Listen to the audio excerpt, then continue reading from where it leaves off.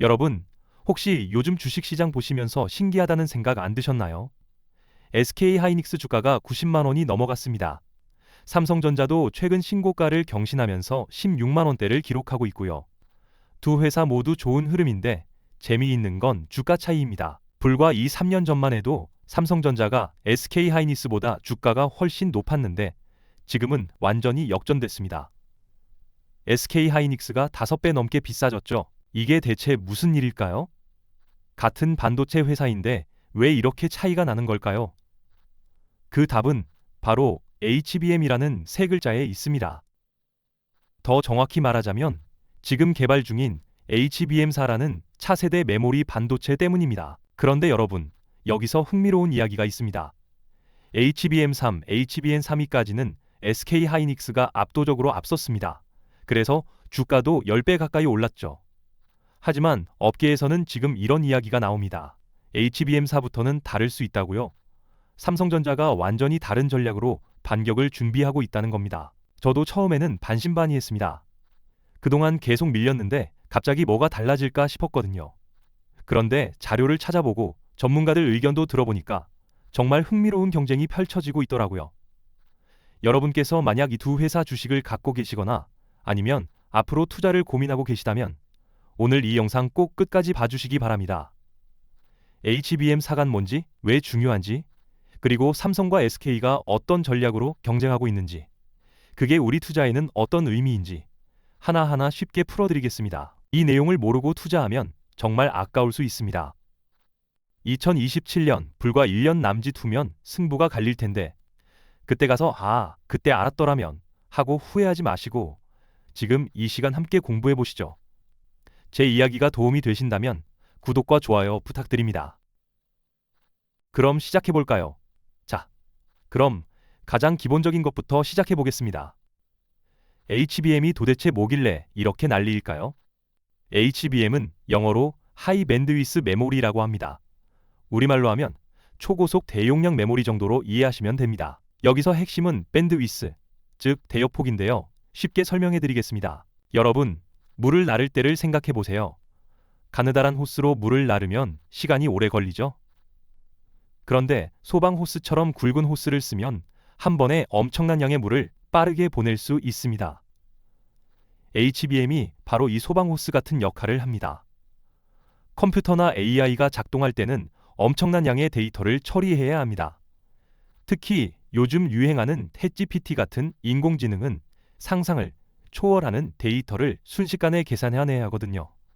이때 데이터를 빠르게 주고받을 수 있는 메모리가 필요한데 그게 바로 HBM입니다. 일반 메모리가 2차선 도로라면 HBM은 20차선 고속도로라고 생각하시면 됩니다. 같은 시간에 훨씬 더 많은 차가, 아니 데이터가 지나갈 수 있는 거죠. 그럼 이 HBM이 언제부터 시작됐을까요? 역사를 잠깐 살펴보겠습니다. 첫 번째 HBM, 그러니까 HBM1은 2013년에 나왔습니다.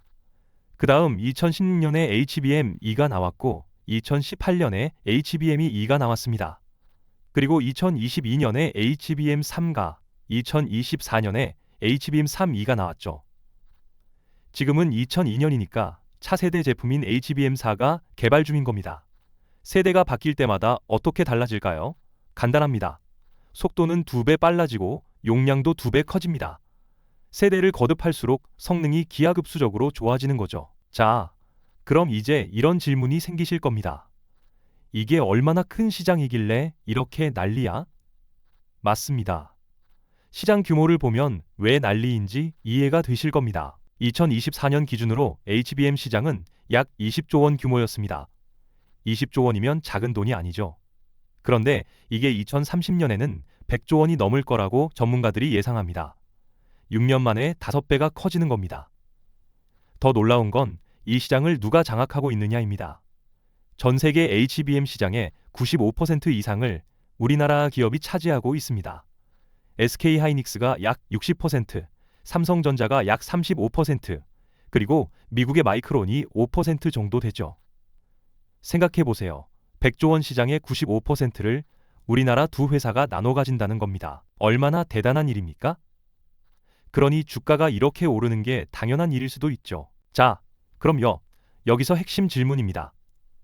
같은 HBM을 만드는데 왜 SK하이닉스는 주가가 90만 원이고 삼성전자는 16만 원일까요? 왜 이런 차이가 났을까요? 지금부터 그 이야기를 해드리겠습니다. HBM3 그리고 HB32까지는 솔직히 SK하이닉스의 완승이었습니다. 이건 부인할 수가 없어요. SK하이닉스는 2018년부터 HBM에 올인했습니다. 미래는 HBM이다. 이렇게 판단하고 집중적으로 투자한 거죠. 그 결과 2022년에 HBM3를 세계 최초로 양산했습니다. 2024년에는 HB32도 최초로 양산했고요. 여기서 중요한 게 하나 있습니다. SK하이닉스는 엔비디아라는 회사와 아주 긴밀한 협력 관계를 맺었습니다. 엔비디아가 누구냐고요? AI 반도체의 절대 강자입니다. 전 세계 AI 칩 시장의 80% 이상을 차지하는 회사죠. 엔비디아의 AI 칩에는 HBM이 필수입니다. 그런데 SK하이닉스가 엔비디아와는 품질과 성능을 딱 맞춰서 공급했습니다. 품질도 안정적이었고요. 그러니 엔비디아 입장에서는 SK하이닉스 제품이 최고야. 이렇게 된 겁니다. 결과적으로 SK하이닉스는 HBM 시장에서 60%라는 압도적인 점유율을 차지했습니다. 주가는 어떻게 됐을까요? 2022년에 9만 원이었던 주가가 2026년 현재 90만 원이 됐습니다. 4년 만에 10배가 오른 겁니다. 그럼 같은 기간 삼성전자는 뭘 했을까요? 안타깝게도 삼성전자는 조금 늦었습니다. 삼성전자도 HBM을 만들긴 했어요. 기술력이 없는 게 아니니까요. 그런데 투자 결정이 SK하이닉스보다 늦었습니다. 그 이유 중 하나가 삼성전자는 파운드리 사업, 그러니까 남의 설계를 받아서 반도체를 제조해주는 사업에도 많은 자원을 쏟아부었거든요. 리소스가 분산되다 보니 HBM에 집중하기가 어려웠던 겁니다. 그 결과 HBM3 양산 시기도 SK하이닉스보다 늦었고 HBM32도 2024년 하반기에야 본격적으로 공급하기 시작했습니다. 더 큰 문제는 엔비디아 품질 승인이었습니다. 엔비디아는 워낙 까다로운 회사거든요. 삼성전자 제품이 품질 테스트를 통과하는데 시간이 오래 걸렸습니다. 계속 탈락했다가 다시 테스트하고 이런 과정이 반복됐죠. 결과적으로 시장 점유율에서 SK하이닉스에 계속 밀렸습니다. 점유율이 35% 정도에 머물렀고요. 주가는 2022년 7만 원에서 2026년 16만 원대가 됐습니다. 물론 2배 넘게 올랐으니 나쁘지 않지만 SK하이닉스의 10배 상승과 비교하면 아쉬운 성적이죠. 이런 차이가 주가에 그대로 반영된 겁니다. 같은 반도체 회사인데 HBM 성과 하나로 이렇게 큰 차이가 난 거예요. 그럼 여기서 이런 생각이 드실 겁니다. 아, 그럼 이제 SK하이닉스만 사면 되는 거 아니야? 그런데 여러분, 이야기가 여기서 끝이 아닙니다. 지금부터가 진짜 중요한 부분입니다. 바로 HBM4, 6세대 HBM 이야기입니다. 이게 왜 게임 체인저냐고요? 지금부터 설명드리겠습니다. HBM4는 2027년에 양산될 예정인 차세대 메모리입니다. 성능을 보면 HBM32보다 속도가 약 2배 빠릅니다. 용량은 단일 패키지로 64GB까지 가능하고요. 전력 효율도 3에서 40% 정도 개선됩니다. 숫자만 들으면 좀 어렵죠? 쉽게 말씀드리면 지금 쓰는 HBM32에 2배 성능을 내면서 전기는 30%덜 먹는 겁니다. 얼마나 대단한 발전입니까? 그럼 왜 HB4가 필요할까요? AI 때문입니다. 요즘 나오는 AI 모델들이 점점 더 복잡해지고 있거든요. 챗GPT4, GPT-5 이런 식으로 세대가 올라갈수록 처리해야 할 데이터 양이 기하급수적으로 늘어납니다. 지금의 HBM315는 2027년 이후 나올 AI 모델들을 제대로 감당하기 어렵습니다. 그래서 HBM4가 꼭 필요한 거죠. 엔비디아의 차세대 GPU도 HBM4를 필수로 채택할 예정이고요. 시장 전망도 엄청납니다. 2027년부터 본격적으로 HBM4 수요가 폭발할 거라고 전문가들이 말합니다. 2030년이 되면 HBM 시장의 70% 이상이 HBM4일 거라는 예측도 나오고 있습니다. 자, 여기까지 들으시면 그래, HBM사가 중요하다는 건 알겠어. 그런데 왜 게임 체인저라는 거야? 이런 질문이 생기실 겁니다. 핵심은 이겁니다. HBM사는 기술 난이도가 훨씬 높습니다. 기존 방식으로는 한계에 도달했어요. 완전히 새로운 설계와 공정이 필요한 겁니다. 그러니까 HB32까지 SK 하이닉스가 앞섰다고 해서 HBM사 또 자동으로 앞서는 게 아니라는 얘기죠. 어떻게 보면 다시 출발선이 비슷해진 겁니다. SK하이닉스도 새로 개발해야 하고 삼성전자도 새로 개발해야 하니까요. 그래서 HBM사부터는 다를 수 있다는 이야기가 나오는 겁니다. 자, 그럼 이제 가장 흥미진한 부분입니다. 삼성전자와 SK하이닉스가 HB4를 어떤 전략으로 개발하고 있는지 말씀드리겠습니다. 정말 재미있어. 먼저 삼성전자의 전략부터 보겠습니다. 삼성전자는 12단 HBM4를 개발하고 있습니다. 여기서 단이라는 게 뭐냐고요? HBM은 메모리 칩을 쌓아 올려서 만듭니다. 마치 아파트를 짓듯이 층층이 쌓는 거죠. 12단이라는 건 메모리 칩 12개를 수직으로 쌓아 올렸다는 뜻입니다. 현재 HB32도 8단이나 12단으로 만들어집니다. 그러니까 삼성전자는 HBM32의 구조를 발전시켜서 HBM4를 만들겠다는 겁니다. 기존 기술의 연장선상에 있는 거죠. 이 전략의 장점이 뭘까요? 첫째, 개발이 상대적으로 빠릅니다. 완전히 새로운 걸 만드는 게 아니라 기존 기술을 발전시킨 거니까요. 둘째, 양산 시기를 앞당길 수 있습니다. 셋째, 대규모 물량 공급에 유리합니다. 삼성전자는 워낙 생산 능력이 크니까요. 삼성전자가 노리는 게 뭘까요? HBM4 초기 시장을 선점하겠다는 겁니다. 빨리 만들어서 빨리 시장에 내놓고 엔비디아 같은 주요 고객사를 확보하겠다는 거죠. 물량으로 승부를 보겠다는 전략입니다. HB32에서는 늦어서 실패했으니 ABM4에서는 속도로 승부하겠다는 겁니다. 이번에는 우리가 먼저다. 이런 각오로 개발하고 있는 거죠. 삼성전자의 준비 상황을 보면 진심이 느껴집니다. 2024년에 HBM 전담 조직을 새로 만들었어요. 생산 라인도 대폭 확대했고요. 2026년 말, 그러니까 올해 말에 HBM4 샘플을 고객사에 보내는 게 목표입니다. 엔비디아 품질 승인을 받기 위해 총력을 기울이고 있죠. 자, 그럼 SK하이닉스는 어떨까요? SK하이닉스의 전략은 완전히 다릅니다. SK하이닉스는 16단 HBM4를 개발하고 있습니다. 메모리 칩 16개를 쌓아 올리는 겁니다. 삼성전자보다 4개 더 많이 쌓는 거죠. 왜 이렇게 할까요? 더 높이 쌓으면 용량이 더 커지고 성능도 더 좋아집니다. 업계 최고 수준의 고용량, 고성능 제품을 만들겠다는 겁니다. 하지만 기술적 난이도는 훨씬 높아집니다. 12개 쌓는 것도 어려운데 16개를 쌓으려면 얼마나 어렵겠어요? 사타가 무너질 수도 있고 열 관리도 힘들고 수율, 그러니까 제대로 만들어지는 비율도 낮아질 수 있습니다. 그럼 왜 어려운 길을 갈까요? SK하이닉스의 계산은 이렇습니다. 우리는 HBM32에서 1등을 했어. 그 기술력을 바탕으로 HBM4에서도 최고 제품을 만들자. 차별화로 승부하자. 16단 HB4가 성공하면 어떻게 될까요?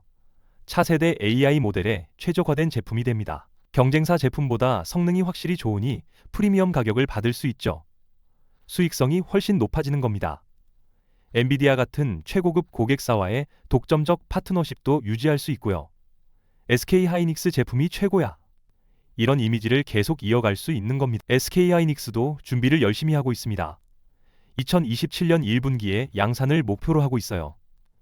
엔비디아와 함께 공동 개발도 진행 중이고요. 생산 능력을 2배로 확대할 계획도 세워놨습니다. 차세대 패키징 기술에도 투자하고 있죠. 자, 여러분, 여기까지 들으시니까 어떠세요? 재미있지 않으세요? 같은 HB4를 만드는데 전략이 완전히 다릅니다. 삼성전자는 12단으로 빠르게 치고 나가서 시장을 선점하겠다는 겁니다. SK하이닉스는 16단으로 최고 성능을 만들어서 프리미엄 시장을 장악하겠다는 거고요. 누가 이길까요? 아니, 이기고 지는 게 아니라 둘 다 성공할 수도 있습니다. 시장이 워낙 크니까요. 이제부터 그 시나리오들을 하나하나 살펴보겠습니다. 두 회사의 전략 차이를 좀 더 자세히 비교해 볼까요? 먼저 개발 난이도부터 보겠습니다. 12단을 만드는 삼성전자 쪽이 상대적으로 쉽습니다. 16단을 만드는 SK 하이닉스는 훨씬 어렵죠. 그만큼 시간도 더 걸릴 수 있고요. 시장 타겟도 다릅니다. 삼성전자는 초기 시장 전체를 노립니다. 빨리 만들어서 필요한 모든 고객에게 공급하겠다는 거죠. SK 하이닉스는 최고급 AI 시스템을 타겟으로 합니다. 성능이 정말 중요한 곳에 집중하겠다는 겁니다. 수익성 전략도 차이가 납니다. 삼성전자는 물량으로 승부합니다. 많이 팔아서 점유율을 높이는 게 목표죠. SK 하이닉스는 프리미엄 가격으로 승부합니다. 적게 팔더라도 마진을 높게 가져가겠다는 겁니다. 그럼 각자 어떤 리스크가 있을까요? 삼성전자의 리스크는 이겁니다. 만약 SK 하이닉스가 12단도 동시에 개발한다면요? 그러면 삼성전자의 속도 우위가 사라집니다. 실제로 SK 하이닉스도 12단과 16단을 함께 개발하고 있다는 이야기가 있거든요. SK 하이닉스의 리스크는 개발 지연입니다. 16단이 너무 어려워서 양산 시기가 늦어지면 삼성전자의 초기 시장을 다 빼앗길 수 있습니다. 고객사들이 SK 제품이 좋긴 한데 너무 늦네, 삼성잼 쓸게. 이렇게 될 수도 있는 거죠. 전문가들은 이렇게 평가합니다. 삼성은 빠른 역습 전략, SK는 차별화 전략이다. 시장이 워낙 커서 둘 다 성공할 수 있다. 누가 먼저 양산하느냐가 핵심이다. 정말 그렇습니다. 2027년 상반기 누가 먼저 HBM사를 양산해서 시장에 내놓느냐, 그게 승부를 가를 겁니다. 자, 그럼 이제 2027년에 어떤 일이 벌어질지 시나리오를 그려보겠습니다. 크게 세 가지 시나리오가 가능합니다. 첫 번째 시나리오, 삼성전자가 12단으로 먼저 성공하는 경우입니다. 가능성은 한 30% 정도로 봅니다. 2027년 상반기에 삼성전자가 12단 HBM사를 먼저 양산합니다. SK 하이닉스는 16단 개발에 좀 더 시간이 필요한 상황이고요. 삼성전자는 빠르게 초기 시장을 장악합니다. 엔비디아를 비롯한 주요 고객사에 대량 공급을 시작하죠.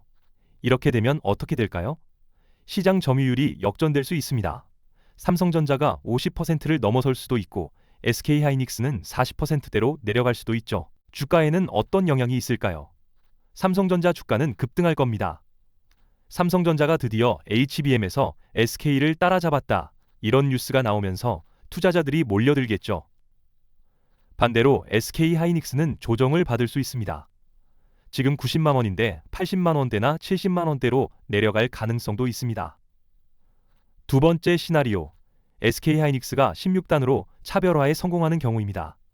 가능성은 35% 정도로 봅니다. SK 하이닉스가 2027년 중반쯤 16단 HBM사를 성공적으로 양산합니다.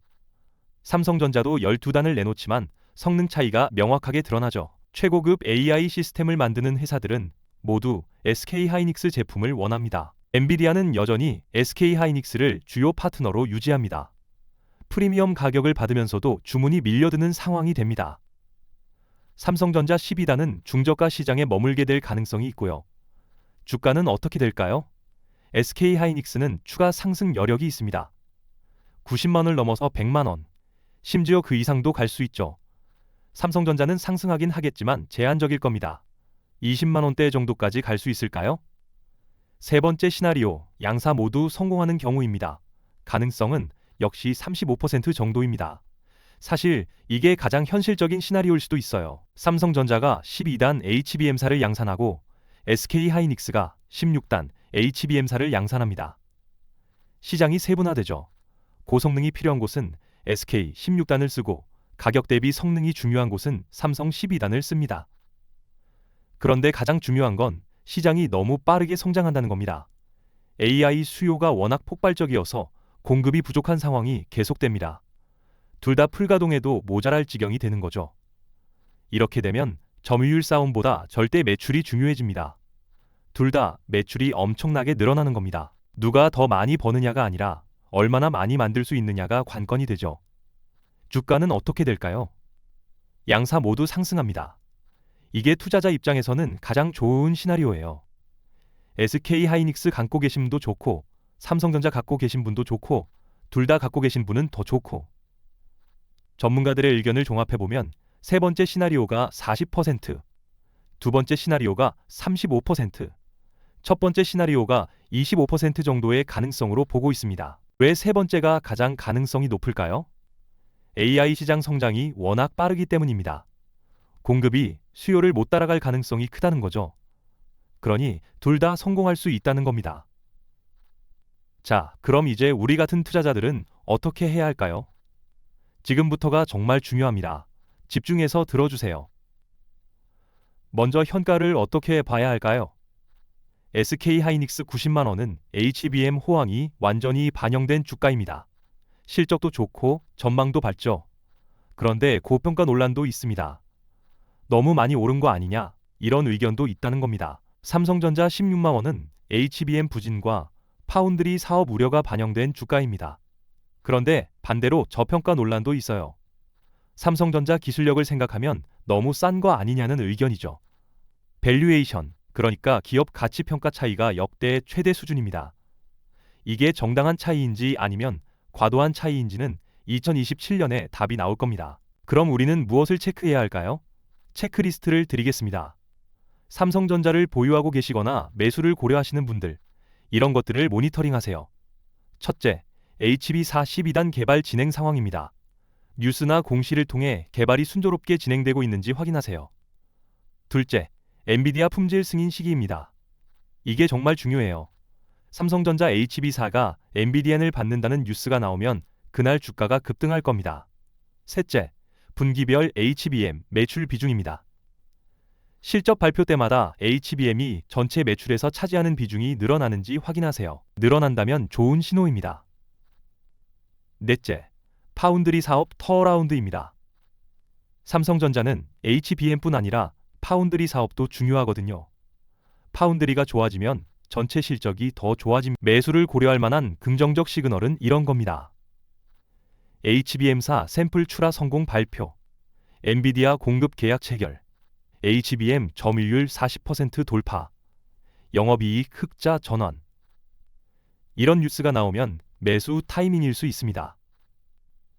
반대로 매도를 고려해야 할 부정적 시그널도 있습니다.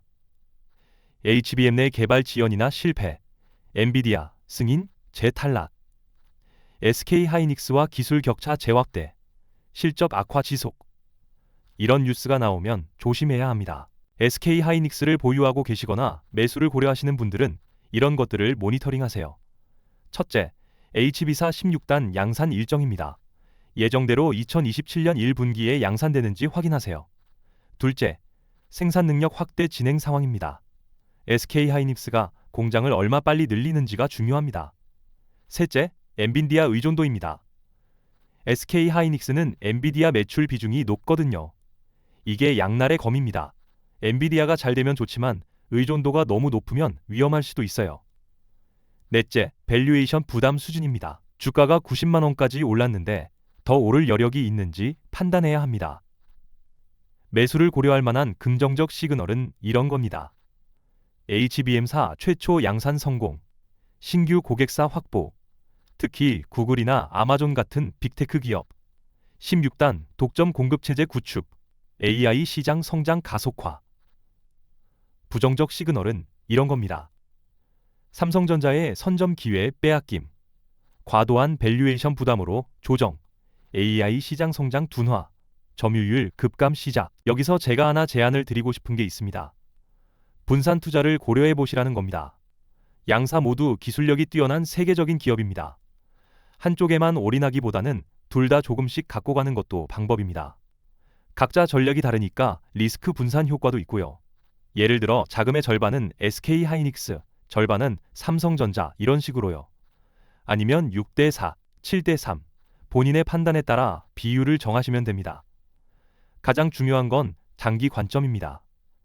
2027년까지는 최소 1년이 남았습니다. 단기 변동에 흔들리지 말고 큰 그림을 보면서 투자하시기 바랍니다. 투자할 때는 항상 리스크도 생각해야 합니다.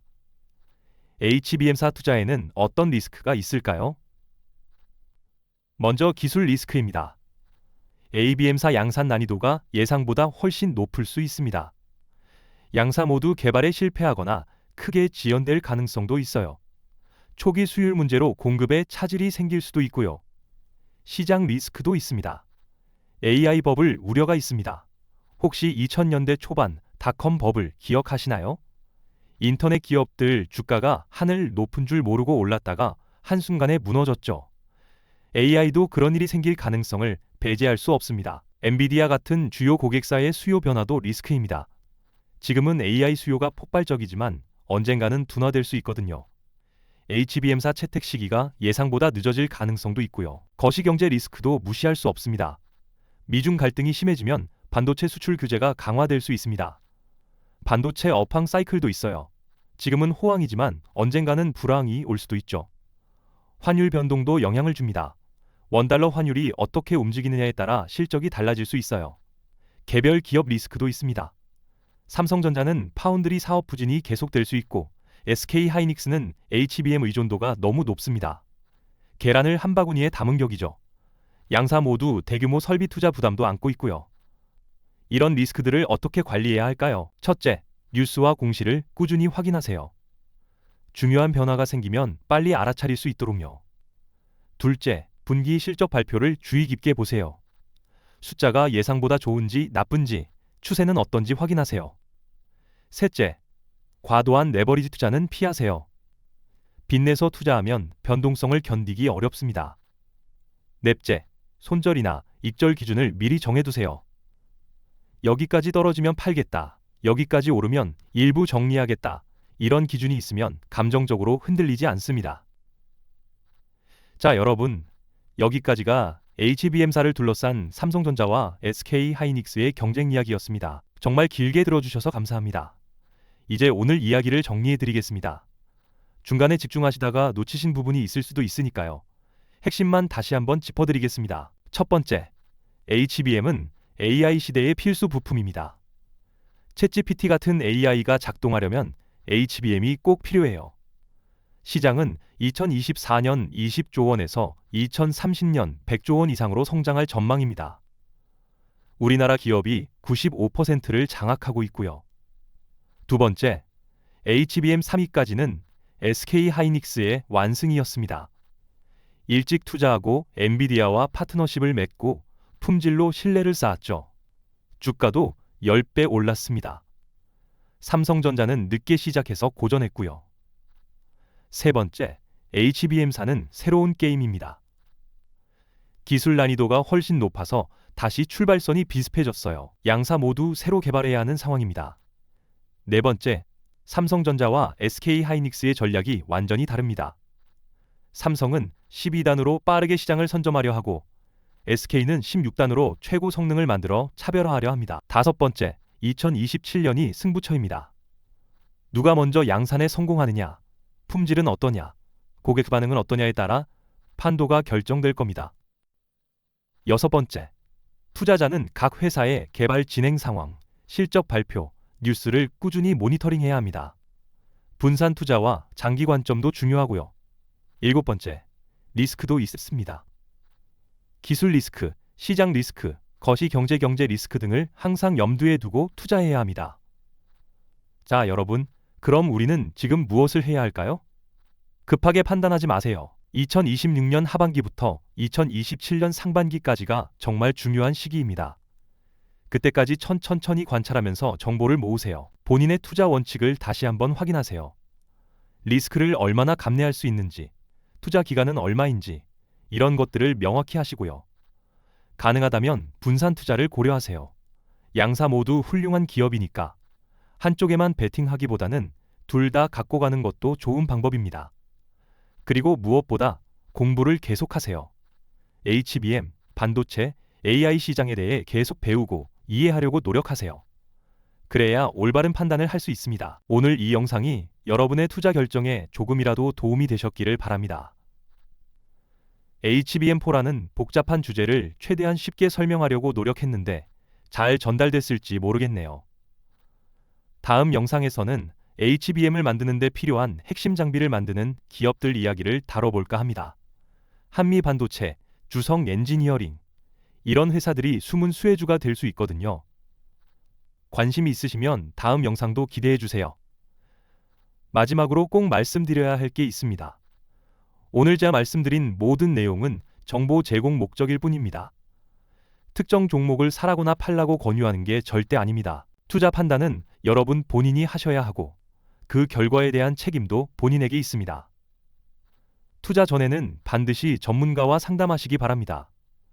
증권사 직원이나 재무 상담사와 이야기를 나눠보시고 결정하세요. 오늘도 긴 영상 끝까지 함께 해주셔서 진심으로 감사드립니다. 좋은 정보가 되셨다면 구독과 좋아요 부탁드리고요. 댓글로 의견도 남겨주시면 정말 감사하겠습니다. 다음 영상에서 또 뵙겠습니다. 건강하시고 현명한 투자하시기 바랍니다.